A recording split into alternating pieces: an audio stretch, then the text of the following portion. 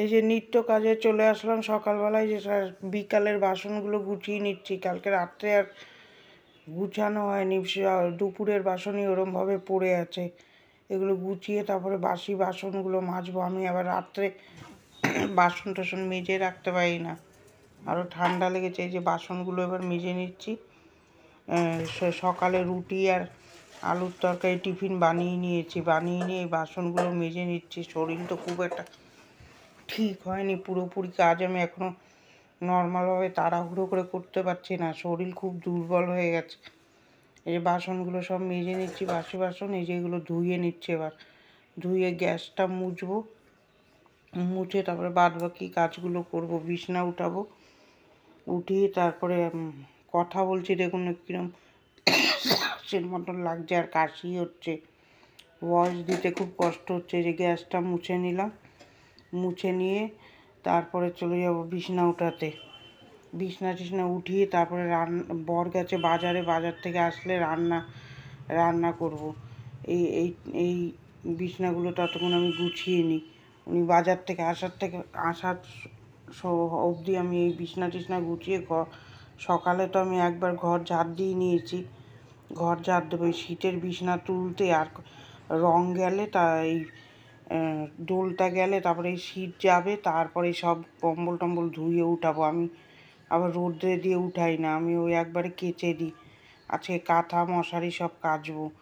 এই যে সবগুলো গুছিয়ে নিচ্ছি, নিয়ে রোদ্রে দিয়ে দেবো একটু। রোদ্রে দিলে যে কোনো জীবাণু হয়ে যায় রোদ্রে দিলে। এই যে চাদরটা সুন্দর করে পেতে দেবো টান টান করে। ঘরটাও ঝাড়তে হবে, দেখি কবে সময় পাই তো ঘরটা ঝাড়বো। এই যে সুন্দর করে তারপরে চাদরটা টান টান করে পেতে দেবো। পেতে দিয়ে তারপরে চলে যাব রান্নাঘরে রান্না বসাতে। আজকে আবার টিফিনে ওই আলুর তরকারি আর রুটি করে রেখেছি, ওইটা খেয়ে নেবো। যে চাদরটা সুন্দর করে পেতে দিয়ে ওই দেখুন সুন্দর জানলা থেকে সুন্দর রোদ্দুর আসে, রোদ্দুর দিয়ে দিলে রোদ্দুরে বালিশ টালিশগুলো দিয়ে দিলাম। দিয়ে তারপরে এই খাট ফাটগুলো একটু মুছবো। আমি রোজই মুছি, ওগুলো আর ক্যাপচার করি না মোবাইলে। এই সুন্দর করে খাটটা দিয়ে একটু মুছে দেবো এমনি। আর ওই আলমারিটাও মুছে দেবো। রাস্তার পাশে ঘর তো প্রচণ্ড ধুলো হয়। ওই যে মাথাটাও আসায়নি, সকালবেলা উঠে আয়না দেখে আবার একটু মাথাটা ঠিক করলাম। এই সুন্দর করে যে দেখেন আলমারিটা মুছে নিলাম। মুছে নিয়ে তারপরে এই যে সবসময় কলিং দিয়ে মুছতে হয় না, যে ঘর দুয়ার পরিষ্কার করে নিলাম। এই দরজাটা মুছছি, আপনাদের সাথে ভালো করে আমি ক্যামেরা করতে পারিনি, এইটুকুই দেখালাম। তারপরে চলে যাব রান্নাঘরে। কড়াইতে তেল দিয়ে বড়িটা ভাজবো, লাউ ঘন্ট বানাবো। বড়ি ভেজে নামিয়ে তারপরে কড়াইতে তেল দেবো, রাঁধুনি ফোড়ন আর একটা শুকনো লঙ্কা দিয়ে লাউ ঘন্টটা বসাবো। লাউ খাওয়া খুব ভালো, লাউ পেটের জন্য খুব উপকার আর ঠান্ডা। লাউ কিন্তু আমার আবার ভালো লাগে না। এই যে তেজপাতা, রাঁধুনি, শুকনো লঙ্কা ফোড়ন দিয়ে লাউটা বসিয়ে দেবো। হলুদ লবণ আর একটু মিষ্টি মিষ্টি করে বানাবো। এর মধ্যে কাঁচা দুধ দিলেও ভাল লাগে, বেশ মিশে যায়। স্বাদ মতন লবণ আর হলুদ দেবো। চিংড়ি মাছ দিয়েও ভাল লাগে, নিরামিষ দুধ দিয়েও ভালো লাগে।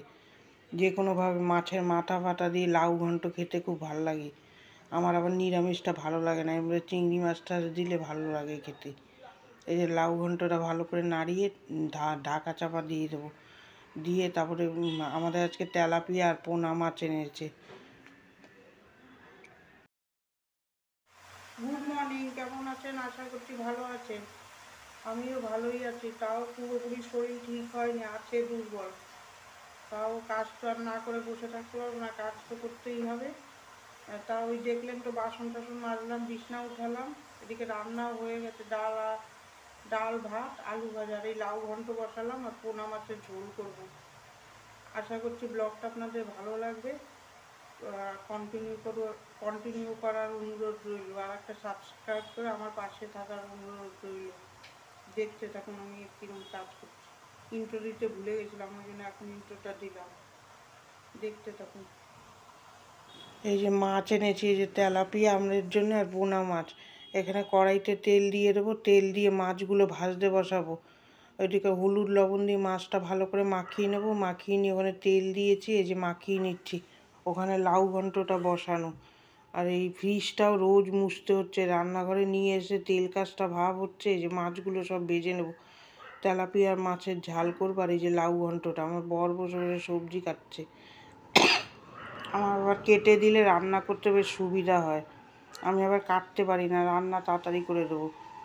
এর মধ্যে এবার এই বাইরে গাড়ি যাচ্ছে, একটু ইগনোর করবেন, কেন রাস্তার পাশে ঘর তো, ভয়েসটা সকালে দিচ্ছি।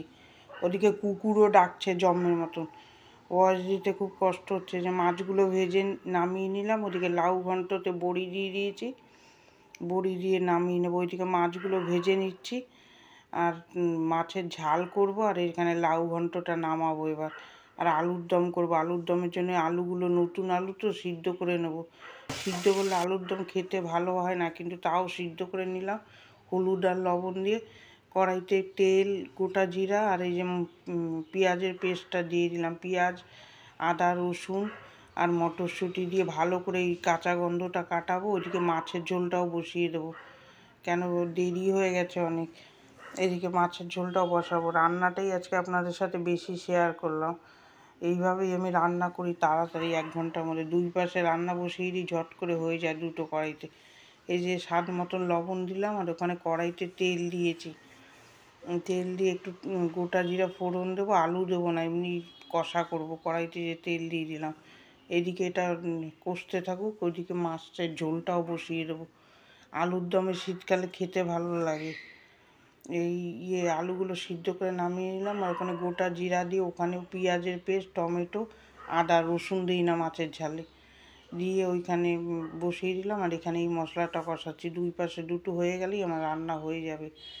তারপরে কতগুলো বাসন আছে ওই সিঙ্কে, ওগুলো মাজবো, ওই কাপড় ভিজাবো, অনেক কাজ আছে। তারপরে রান্নার পরে এই যে লবণ দেবো, শুকনো লঙ্কার গুঁড়ো দেবো। আর আপনারা ভিডিওটা দেখে কীরকম লাগছে কমেন্ট করে জানাবেন, আর বেশি বেশি করে শেয়ার করে দেবেন। এই যেটা ভালো করে কষাবো, আর এখানে পেঁয়াজের পেস্টটা, ও এখানে কাঁচা গন্ধটা কাটাচ্ছে। আর এখানে এই যে মশলাটা ভালো করে কষিয়ে নেব। যত কষাবো তত খেতে ভালো লাগবে। যে আলু সিদ্ধটা দিয়েও কষাবো, কষিয়ে কষাতে থাকবো। এদিকে মাছের ঝোলটাও কষাবো। আপনাদের ভিডিওটা কীরকম লাগছে আপনারা কমেন্ট করেও জানাচ্ছেন। আপনারা কিছু জানতে হলেও কমেন্ট করবেন, আমি রিপ্লাই দেবো তার। এই কমেন্ট করলে আমার ভিডিওটা করতেও ভালো লাগবে। এই যে সুন্দর করে মশলাটা কষিয়ে নিলাম, ওইদিকে মাছের মশলাটাও কষাচ্ছি। স্বাদ মতন লবণ, হলুদ আর একটু শুকনো লঙ্কার গুঁড়ো দিয়ে দেবো। এই যে এখানে কষিয়েই যাচ্ছে আলুর দম। তারপরে অল্প করে জল দেবো, যেহেতু আলুটা সিদ্ধ করা, বেশি জল দেবো না, তাহলে একদম বেশি পানসা হয়ে যাবে খেতে। তারপরে যে আলুর দমটা কষানো হয়ে গেল, কষিয়ে ওইদিকে মাছের ঝোলটাও কষাবো। আর জল দিয়ে দিলাম আলুর দমে। এবার মাছের ঝোলটা দেখবো, ওখানে হলুদ দেবো স্বাদ মতন, শুকনো লঙ্কার গুঁড়ো দেবো, আর নামানোর আগে ধনে পাতা দিয়ে দেবো। খেতে খুব টেস্ট হয়েছে। আমি পরের দিন ভয়েস দিচ্ছি, ওই জন্যে পরে আমি বললাম। এই যে আলুর দমটা ভালো করে কষিয়ে নেব, কষিয়ে নিয়ে জল দিয়ে দেবো এটা, আর ধনে পাতার গরম মশলা দিয়ে নামিয়ে নেব। আর ওখানে মাছের ঝোলটাও কষাচ্ছে। এইভাবেই আমি তাড়াহুড়ো করে রান্না করি, নাহলে রান্নার টাইম মতন মানুষের ঘরে পৌঁছাবে না। আমি রান্না বসাই তো বেলায়, ওই জন্য একটু তাড়াহুড়ো করে দুটো ওভেনে ধরিয়ে একসাথে রান্না বসিয়ে দিই, বসিয়ে করে নিলাম। এখন তাও করছি, কিন্তু বিয়ের আগে হলে আমি করতামই না, শরীর ঠিক না হওয়া অবধি। কিন্তু এখন নিজের সংসারে আর শুয়ে থাকার উপায় নেই, ওই জন্য উঠে কাজ করতেই হবে। তারপরে এই যে গরম মশলা আর ধনে পাতা দিয়ে নামিয়ে নিলাম। ওদিকে মাছের ঝোলটাও জাল খাচ্ছে, এদিকে আমি বাসনটাও মেজে নেবো। এই যে বাসনটাও সুন্দর করে মেজে নেবো। সকালে উঠে আবার এডিটও করতে হয়, আর বাসন এদিকে এডিট না করে রাখলে 2টোর সময় আমি আবার পোস্ট করতে পারবো না, পরে আমি আর সময় পাবো না। ওই জন্য সকালে উঠে এডিটটা করে নিই। গিয়ে বাসনগুলো মেজে যে সুন্দর করে ধুয়ে নিচ্ছি, ধুয়ে তারপরে চলে যাব কাপড় ভিজাতে। একটার পর একটা কাজ আমার লাইনে আছে, বসতে পারবো না। যখন কাজ ধরবার বসতে পারবো না, একবারে করে তারপরে 1:30 2টো বেজে যায় আমার এই কাজ করতে।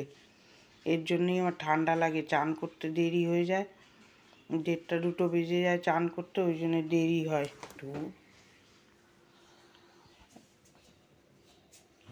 বাসনগুলো এই যে মেজে নামিয়ে নিলাম।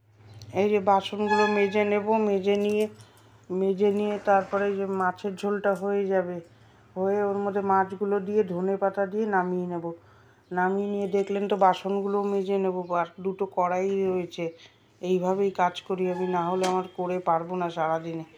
একটু লবণ লাগবে, লবণ দিয়ে দেবো আর ধনেপাতা দিয়ে নামিয়ে নেবো। এই যে রান্না হয়ে এসছে, মাছের ঝোলটা নামালেই আমার হয়ে যাবে। একটু গোলমরিচের গুঁড়ো দিলাম, আমার সর্দি লেগেছে তো সেটা। এই যে দুপুরের লাঞ্চ মেনুটা হচ্ছে ভাত, ডাল, লাউ ঘন্ট, আলুর দম আর মাছের ঝাল। এই যে সব ভিজাচ্ছে, দেখুন না কাঁথা কুটোগুলো বের করেছি, একটু হালকা গরম জল করে ভিজিয়ে নেব। ভিজিয়ে নিয়ে তারপরে বাদ বাকি কাজগুলো আমি করব। ওই যে ভিজিয়ে রেখে তারপরে চলে যাব ওই ইয়ে করতে, ওই বাসন টাসন মেজে রান্নাঘরটা পরিষ্কার করবো। রান্নাঘর পরিষ্কার করার আপনাদের সাথে শেয়ার করব না, ওইটা করলে অনেক দেরি হয়ে যাবে। রোজই তো আমার এই কাপড় থেকেই যায়, যে দেখুন বড় শার্ট প্যান্ট ভিজাবো, যে মশারিটাও ভিজিয়ে দিলাম, এই চাদরটা বিছানায় ছিল এটাও ধুয়ে দিলাম, বাসি হয়ে গেছে। ওই জন্য এগুলো ভিজিয়ে রেখে তারপরে চলে যাবো ওই ঘরে। হয়ে গেছে দেখলেনই তো, এবার আর বাদ বাকি কাজগুলো করব। দেখতে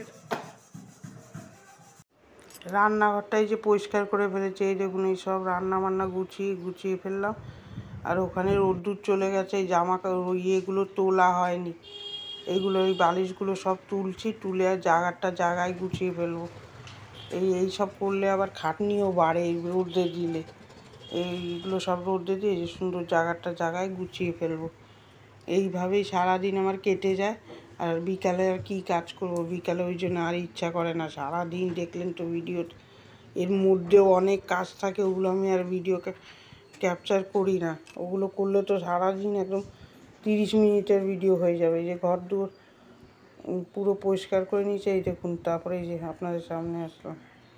এবার চলুন জামা কাপড়গুলো গুছাবো। এই ঘরে জামা কাপড় পরে রয়েছে, সোফাটা ঠিক করব, তাহলেই আমার কাজ হয়ে যাবে। দেখতে থাকুন। এই যে জামা কাপড়গুলো কালকে কেচেছিলাম, এইগুলো এবার গুছিয়ে নেব। এইটাও একটা বড় কাজ, কাচতেও আমার ভালো লাগে না, এই গুছাতেও ভালো লাগে না। এই দুটো হলো বোরিং কাজ। এই সব গুছাবো, গুছিয়ে চলে যাব। ঘর মোছা হয়ে গেছে, বাইরে ভীষণ আওয়াজ, রাস্তার পাশে ঘর তো সকাল হলেই শুরু হয়ে যায়।